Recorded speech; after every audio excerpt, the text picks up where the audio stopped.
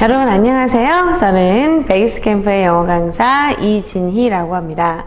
자, 오늘 동명여고 친구들 저와 함께 여러분들이 이제 치렀던 기말고사에 대해서 한번 분석하고 총평을 갖고, 그리고 다음 2학기는 어떻게 준비해야 하는지 한번 대비할 수 있는 그런 시간을 가져보도록 하겠습니다. 자, 아름다운 동명여고 기말고사 기출 분석이라고 쓰여져 있어요. 자, 이 순서대로 한번 살펴보려고 합니다. 시험 유형, 난이도, 그리고 총평을 한 다음에 그 다음에 저랑 같이 조금 핵심이 되는 문제 한 문제 정도 풀어보고요. 그 다음에 2학기에는 어떻게 대비를 해야 하는가, 그것에 대해서 잠깐 말씀을 드릴게요. 자, 일단 시험 유형 난이도 분석입니다. 여러분들이 문제를 푸실 때 잘 느끼셨을 수 있을 것 같은데요. 자, 이번 동명여고 시험 특히나 뭐가 어려웠어요? 네, 어휘가 굉장히 어려웠다 라고 이제 많은 학생들이 느끼셨을 것 같아요. 자, 듣기 같은 경우는 뭐 수능 만만 기존에 알려져 있는 교재에서 출제가 되기도 했고, 난이도가 막 그렇게 높지는 않았습니다. 그래서 비곡한에 선생님이 적어놓은 것처럼 문제를 꼭 듣고 풀었으면 이렇게 어렵지 않게 풀 수 있었던 그러한 유형이었다라고 생각이 됩니다. 제가 빈칸에 문제를 꼭 들어라 라고 적어놓은 것은 왜 그런 거냐면, 자, 많은 학생들이 듣기 문제 같은 것들을 풀 때 그냥 뭐 범위가 알려져 있다 보니까, 그리고 듣기 내용 자체를 바꿀 수는 없잖아요. 그렇기 때문에 해답지를 많이 읽어요. 해답지를 많이 읽고 대충 무슨 내용이다 라는 것을 파악하는 것까지는 좋고 저도 권장하는 방식인데, 이제 실제 시험에서 문제를 안 듣고 그냥 1번 듣기가 나올 때 6번까지 다 풀어버리는 학생들이 있다는 것이 문제가 됩니다. 그래서 우리가 분명 이 듣기 내용은 다 파악을 하고 있지만 선생님이 또 그 안에서 문제를 어떻게 변형시켜서 낼지 몰라요. 그렇기 때문에 문제를 반드시 꼭 듣고 잘 읽고 풀어야 된다라는 것을 염두에 두셨으면 좋겠고요. 자, 그 다음에 그거 외에는 이제 능률복화인데요. 능률복화 어렵게 나왔죠. 뭐 보통 올바른 어휘를 고르세요. 어색한 어휘를 고르세요. 유의어를 고르세요. 그 다음에 빈칸을 채우세요. 다이어를 고르세요. 게다가 뭐까지? 수능 유형까지 출제가 되었습니다. 그렇기 때문에 여러분들이 굉장히 다양한 유형으로 어휘가 출제되었기 때문에 이 어휘 문제를 푸는데 상당한 시간을 들였을 것이다 라고 생각이 되고요. 자, 이 어휘 문제들도 그렇게 만만치는 않은 그러한 난이도로 출제가 되었을 것 같다라는 생각이 듭니다. 그리고 특히나 이제 특징적인 것은 외부 지문이 여러분들이 이미 범위를 알고 푸는 것이 아닌 그때 처음 보는, 시험 당일에 처음 보는 이 외부 지문이 어휘 문제로, 그리고 그것도 수능형으로 출제가 되었다라는 것입니다.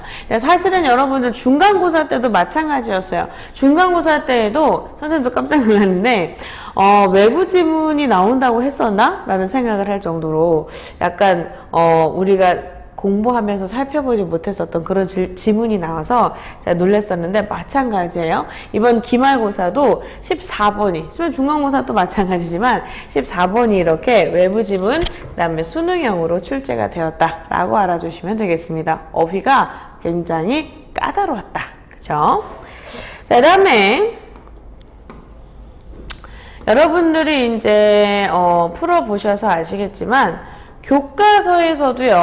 교과서에서도 지금 상 난이도로 주어진 아이들은 어휘 문제예요. 그쵸? 교과서 범위 내에서도 좀 어려운데? 라고 주어졌었던 그런 아이들은 다 어휘 문제인 가능성이 높다. 그래서 역시나 어휘를 철저하게 공부를 해야 되는구나 라고 생각을 할 수가 있습니다. 자, 그 외에는 교과서에서 나온 아이들, 특히 모의고사에서 나온 아이들은요, 난이도가 그렇게 높지 않았다 라고 알아주시면 되겠고요.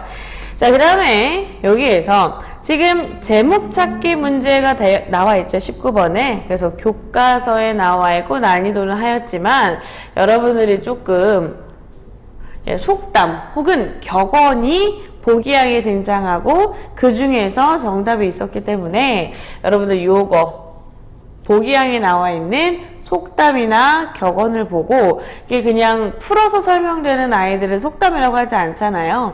이게 비유와 상징을 통해서 여러분들이 정답을 골라주셔야 되기 때문에 이 문제가 조금 어렵게 느껴졌을 수도 있지만 사실은 그렇게 난이도가 높은 문제는 아니었다라고 생각이 됩니다.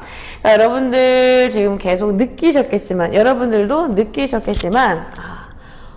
능률복과 어휘에서 좀 어려웠고 오히려 교과서나 모의고사에서는 어려운 문제가 출제되지 않았구나 라고 생각을 할 수가 있어요. 그쵸?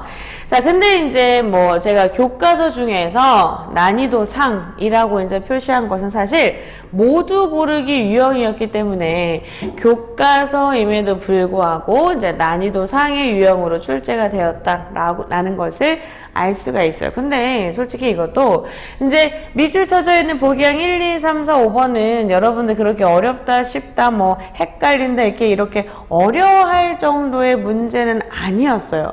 그런 건 아니었지만 모두 골라라 라는 유형이기 때문에 제가 이제 난이도 상을 줬다라고 보시면 되겠어요. 자, 그 외의 것들이요. 모의고사에서 나왔었던 문제는 뭐 그렇게 어려운 것들이 없어요. 순서 찾기, 특히나 문장 넣기 이런 것들은 굉장히 평이하게 출제가 되었다라고 보시면 되겠습니다. 빙어주는 모의고사 우리가 많이 봤었던 단어죠. profit, 이득이 되다, benefit과 같이 바꿔 쓸 수 있는 요 단어만 알아서도 풀 수 있는 단어들 이렇게 나와 있어요. 그리고 또 하나 역시 특징적인 것은 뭐냐면요. 여러분들 모의고사에서도요. 선생님이 난이도 상으로 준 것은 무슨 유형이에요? 어휘 유형이에요. 그러니까 여러분들은 그냥 동명여고 우리 1학년 시험 어휘 시험이었다. 굉장히 기본적으로 아이들이 어떤 어휘를 알고 있는지, 그 다음에 능률복화를 얼마나 열심히 외웠는지, 어휘를 외울 때 얼마나 진심인지를 파악하는 그러한 시험 문제들이 출제가 되었다라고 봐주시면 되겠어요. 그쵸? 오케이. 자, 그 다음에는요. 여기 이제 서술형 문제들이 출제가 되죠. 그쵸? 서술형 문제는요, 여러분들, 영작하기. 그 다음에 요약문의 완성도 역시나 영작까지는 아니지만, 그러니까 주어랑 동사를 갖춘 전체 문장을 쓰는 것은 아니지만, 요약문 완성 같은 경우도 쉽지는 않은 그런 유형으로 출제가 되었다라고 보시면 되겠고요. 그 다음에 서술형 3번 문제는요. 선생님이 상을 줬죠. 왜냐면 이거는 함축전 의미를 추론하는 유형입니다. 그래서 대부분의 이 서술형 문제들은요. 여기에 나와 있는 것처럼 영작을 하시오 하는 것들을 통해서 어법적인 지식을 물어보는 경우가 많습니다. 그러나 이번에 여러분 모의고사 난이도 상으로 주어진 서술형 문제는요. 함축적인 의미를 추론하는 그러한 문제였어요. 어법 문제가 아니라 이 글 전체에서 이 선생님이 밑줄 쳐놓은 부분이 무슨 뜻을 이야기하고 있는지를 물어보는 문제였습니다. 그러니까 여러분들이 굉장히 훌륭한 머리를 가지고 그 다음에 굉장히 열심히 모의고사나 아니면 교과서에 있는 모든 지문을 다 외웠다고 칩시다. 그러면 서술형 1번이나 아니면 서술형 4번 같은 경우는 그렇게 어렵지 않게 풀 수 있었을지도 몰라요. 그러나 서술형 3번 문제를 푸는 거에 있어서는 좀 어려웠을 수 있다. 할지라도 우리가 본문을 다 암기할지라도. 그쵸? 그래서 여러분들이 이 밑줄 쳐져 있는 부분이 그 전체적인 맥락 속에서 무슨 뜻을 나타내는 것인가를 반드시 알아주셔야 되는 그런 문제이기 때문에 선생님이 난이도 상 이렇게 표시를 했습니다. 그쵸? 그래서 여러분들 전반적으로는요. 이렇게 보시면 되겠어요. 능률복화가 어려웠다. 어휘가 어려웠다. 그 다음에 교과서랑 모의고사는 쉬웠다. 그러나 교과서랑 모의고사에서도 어려운 문제는 어휘 문제였다. 이렇게 세 가지로 요약을 할 수가 있겠네요. 그쵸? 자, 그 세 가지 내용이 이제 여기에 다 적혀 있습니다. 그쵸? 총평. 어휘추론 문제의 강세. 더 두 번 말할 필요 없죠. 그쵸? 동명여고 1학년 여러분들은 이제부터 어떻게 하셔야 돼요? 1학년 때 반드시 어휘를 잡아야 1등급을 받을 수 있다. 그쵸? 그래서 여러분들 그 나와 있는 큰 글씨 표제어뿐만 아니라 유의어, 그 다음에 반의어, 그 다음에 단어의 어원까지 함께 암기해야지 안정적인 1등급을 받을 수 있다. 이렇게 알아주시면 될 것 같고요.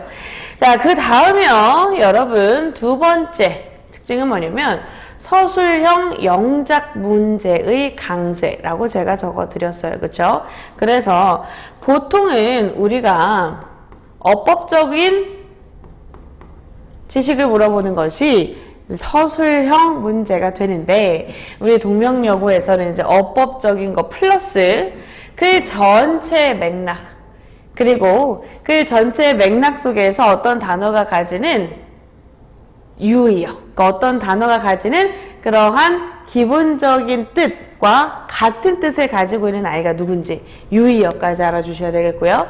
그 다음에 함축적인 의미까지 모두 다 알 수 있어야 풀 수 있는 그러한 종합적인 문제가 등장한다라고 알아주시면 되겠습니다. 그렇죠? 오케이.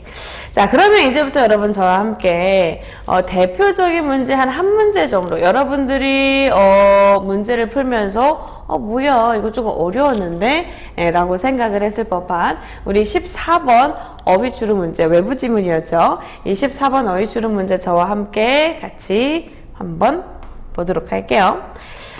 자, 그러면 우리 첫 번째 A번을 보니까 deduce를 쓸래? induce를 쓸래? 라고 물어보고 있습니다. 이거는 사실은 이 induce라고 하는 아이의 단어 뜻만 알고 있어도 우리가 어렵지 않게 고를 수가 있는 문제였어요. deduce는 무슨 뜻이에요? 추론하다, 연역하다 이런 뜻이죠. 자, induce는 무슨 뜻이에요? 유도하다 이런 뜻이 되는 겁니다. 유도하다. 그쵸? 유도하다, 유발하다 이런 뜻이 되는 거예요. 자, 그러면 한번 보세요. 자, it wasn't hard for researchers to deduce 아니면 induce what had killed the blue whale 이렇게 나와 있죠. 그쵸? 자, it wasn't hard 어렵지 않았습니다. 이 연구자들이요 추론하는 게 어렵지 않았을까요? 아니면 유도하는 게 어렵지 않았을까요? 둘 중에 하나를 골라보세요 라는 문제예요. 앞에 가서 보니까 무엇이 had killed 죽였는가? 이 blue whale이라고 하는 이 푸른 고래 말 그대로 이제 해석한 푸른 고래인데 이 무엇이 푸른 고래를 죽였는가를 유도하는 것은 어렵지 않아요? 아니요. 여기 앞에 나온 이 리서처들이 항상 하는 일은 뭐가 저 푸른 고래를 죽인 거야? 무엇이 저 푸른 고래를 죽이는 그러한 결과를 가져온 거지 하고 추론해내는 거죠. 그렇죠? 그렇기 때문에 여러분 A에는 deduce라고 하는 것을 어렵지 않게 골라낼 수가 있었을 것이다. 그렇죠? 자, 그래서 A번 풀어봤고요. 그다음에 B번으로 가서 볼게요. 우리가 이제 전체적인 글의 흐름을 몰라도 어떻게 문제를 풀 수는 있는가 지금 그걸 보고 있는 겁니다. 자, B번. 자, B번에서 NUM 이것은 뭐예요? 우리 어떤 단어랑 비슷하게 생겼어요? 앞부분이 number랑 비슷하게 생겼죠. 자, 그래서 numerous라고 하는 것은 수. 근데 그 수가 많은 의 뜻이에요. numerical이라고 하는 것은 역시 수 혹은 숫자의 의미를 가지고 있는 겁니다. 그래서 숫자와 관련된 이렇게 봐주시면 되는 거예요. 그렇죠? 그래서 자, 숫자와 관련된 과학자들인지 수많은 과학자들인지 이거 고르라는 거예요. 근데 숫자와 관련된 과학자는 누구야? 뭐 통계학자야? 숫자와 관련된과 뒤에 나와 있는 요 과학자들이라고 하는 단어 자체가 호응이 어색해요. 그래서 여기에서는 여러분들이 numerous를 골라주시면 된다. 이렇게 보시면 되겠어요. 이것도 역시나 마찬가지입니다. 생긴 게 비슷하고 뜻이 비슷한 이러한 두 단어를 구별할 수 있는가?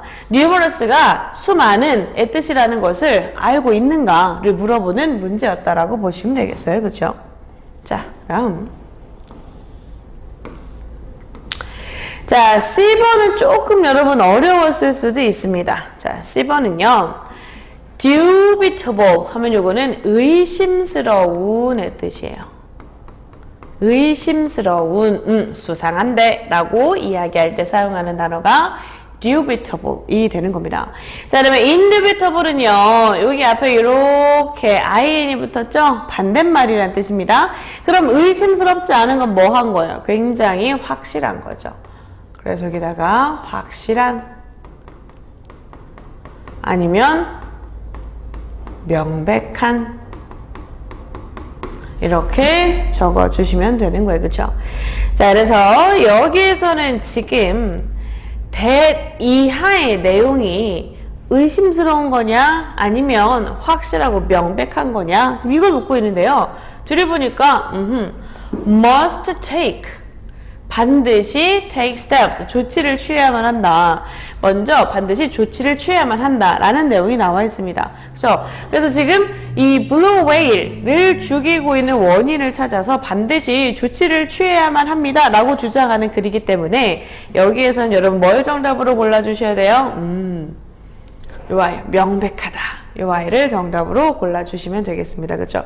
그런데 솔직히 말해서요. 이 C번에 dubitable이냐 indubitable이냐 요거를 갖다가 고르는 것은 여러분들이 그렇게 막 몰랐어도 사실은 풀 수가 있어요. 왜냐면 이 앞에요. A번과 B번에서 그러니까 A번에서는 deduce B번에서는 numerous 이 아이를 골라주면 여러분들 남아있는 보기양이 아마 하나밖에 없었을 겁니다. 그렇기 때문에 요거 뭐야 나는 태어나서 처음 보는 단어야 모르는 단어야 라고 생각이 될 수도 있지만 크게 여러분 정답을 고르는 데 있어서는 문제가 되지 않았다라고 보시면 되겠어요.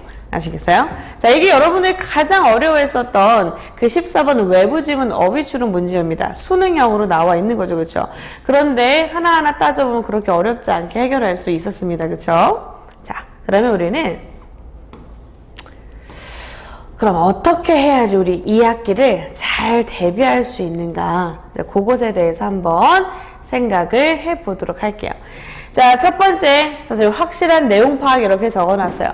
확실한 내용 파악이라고 하는 것은 우리 지난번에도 이야기했지만 즉 뭐는 하면 안 된다.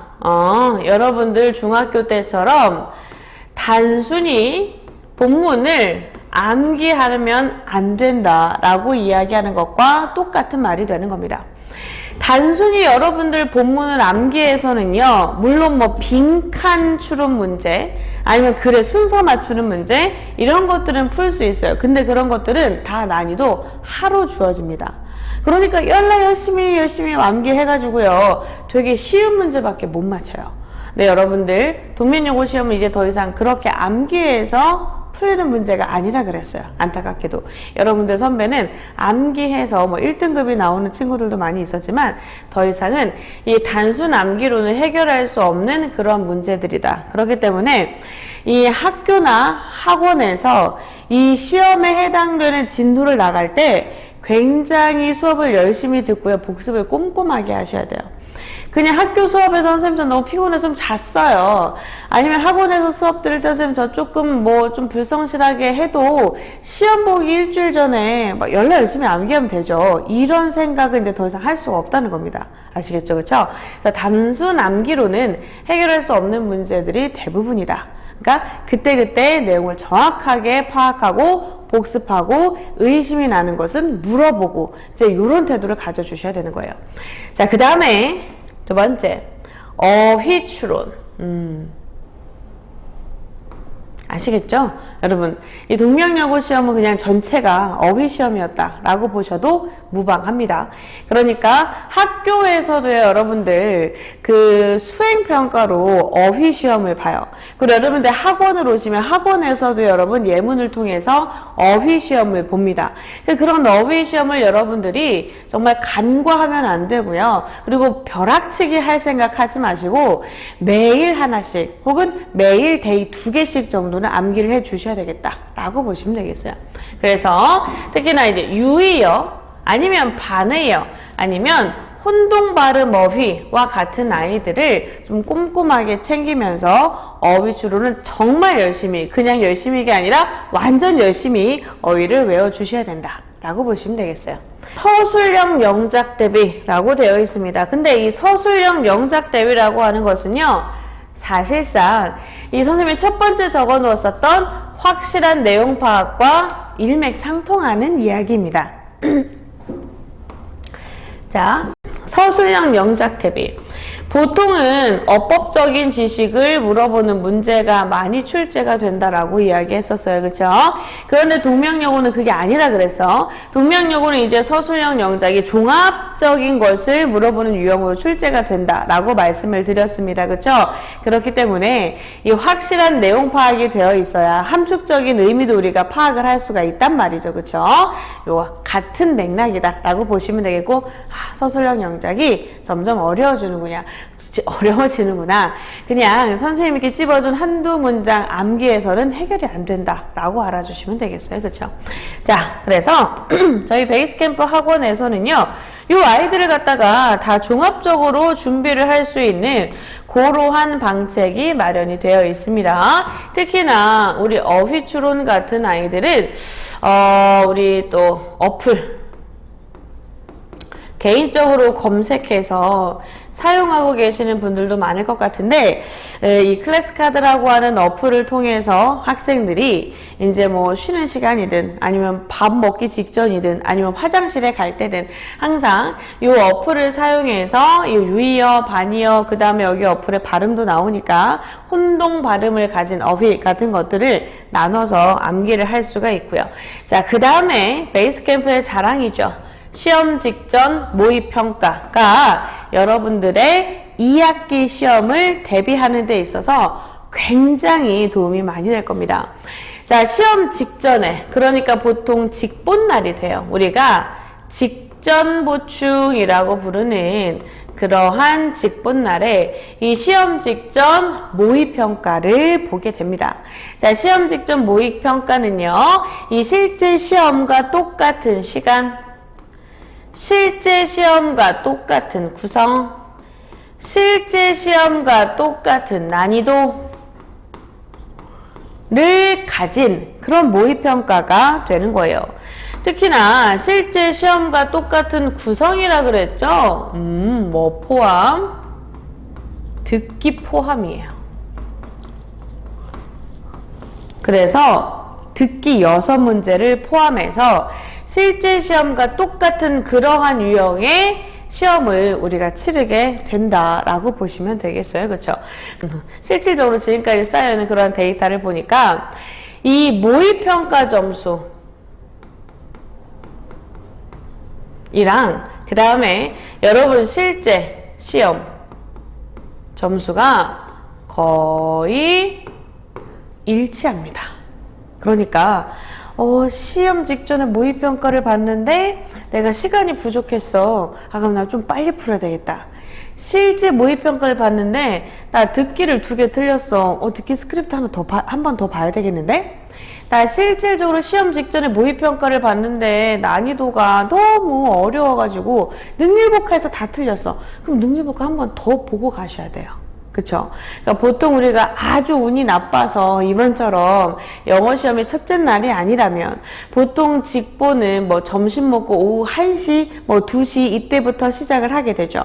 자, 그렇게 오후 1시 혹은 2시에서 시작을 해서 모평 점수를 보고 남아있는 동안 여러분들이 어떤 부분을 좀 더 집중을 해야 하는가 이걸 알 수가 있단 말이에요. 그쵸? 굉장히 2학기 시험 대비를 준비할 때 유용하겠죠. 그쵸? 선생님이랑 이제 지금까지 우리 2학기 시험 대비를 잘 하기 위해서 우리 지금 1학기 기말고사에 대한 분석을 한번 같이 시청을 해 봤습니다. 자, 이런 시험으로, 이런 유형으로 나온다라는 거 다들 이제 정확하게 파악을 하셨을 것 같고요. 이 준비할 게 너무나 많고 까다로운 이 동명여고 시험을 어떻게 대비해야 할지 모르겠다면 베이스 캠프에서 저와 함께 같이 대비를 하시면 되겠습니다. 자, 지금까지 봐주셔서 감사하고요. 저는 여기서 인사를 드릴게요. 안녕.